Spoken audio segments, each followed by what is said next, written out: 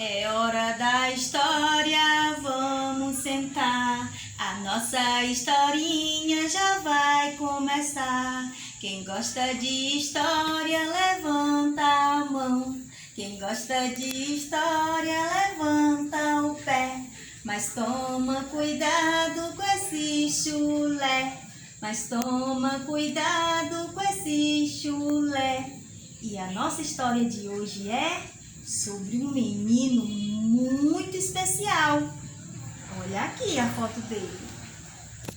Monteiro Lobato.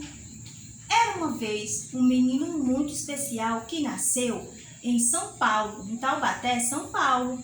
Ele tinha muita vontade de aprender a ler, só que naquele tempo era muito difícil ir para a escola. Então ele foi alfabetizado em casa pela mãe dele. A mãe dele, a Dona Olímpia, ensinou ele a ler. A partir de quando ele aprendeu a ler, Lobato queria ler tudo e adorava os livros. Então começou a escrever. Aos 13 anos, ele foi, sabe para onde? Para São Paulo estudar.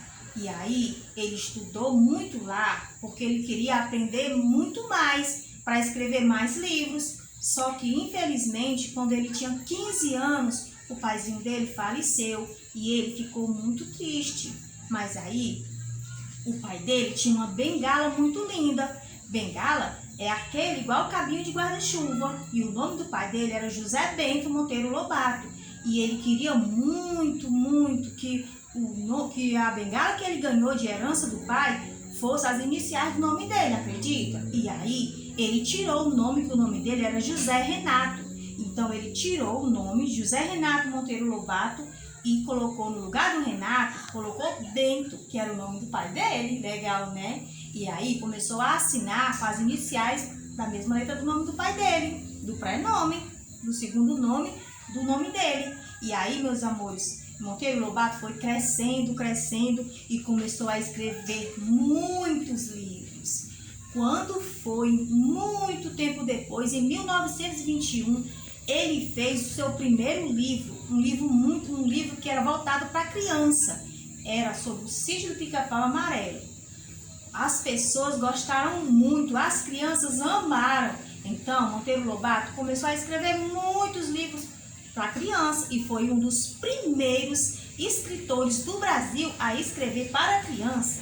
Legal, não é mesmo? E nós vamos conhecer agora alguns personagens que fazem parte do Sítio do Pica-Pau Amarelo, a obra mais importante que Monteiro Lobato escreveu para crianças. Agora, a Pro vai mostrar a vocês os personagens que o Monteiro Lobato criou na historinha dele. Lá no Sítio do Pica-Pau Amarelo, ele criou um personagem chamado Rabicó, que era um porquinho. Narizinho. Ele criou também a Cuca. E o Visconde, que era um sabugo de milho. Você sabia que Visconde era o nome do avô dele? Pois é. Emília, uma boneca de pano. Ele também criou a Dona Benta, que fazia muitas comidas gostosas, junto com a tia Anastácia, e contava história para as crianças. Ele também criou o Pedrinho, um menino bem sapeca. E o mais engraçado e traquino, Saci. Então, meus amores, todos esses personagens faziam parte dos livros de Monteiro Lobato. Faz parte do Sítio do Pica-Pau Amarelo. Mas ele não parou por aí. Ele começou a escrever vários livros.